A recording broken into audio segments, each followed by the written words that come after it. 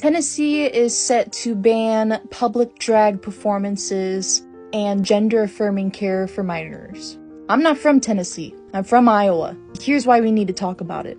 A lot of these laws tend to have a ripple effect, meaning that other states will notice the success of this law being passed and will attempt to do that for themselves. We've seen this with Florida Don't Say Gay bill, now leading on to Iowa, where Iowa is trying to pass a Don't Say Trans bill, along with trying to ban public drag performances. If you're in Iowa, these are the bills you need to look out for. SF 212 would allow adoptive and foster parents to discriminate against their children, based entirely on their religious beliefs.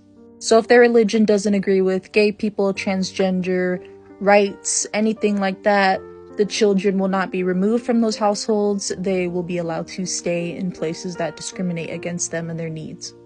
Bill SS B1145, which is a statewide book ban for LGBTQ+ books. I talked about this before in a video, where teachers will no longer be able to talk about queerness in their classroom, in their criteria in any way, be able to have open conversations about it with their students if needed or wanted. Removal of HIV and HPV from curricula. So not only will students not be able to talk about queerness in the classroom, but they won't even get to learn the health safeties of things that aren't even just queerness illnesses. Also, with the Don't Say Trans bills, will force outing on students, meaning that if the school finds out that a student is transgender and their parents are not aware of it, the school will contact their parents whether these kids are ready or not.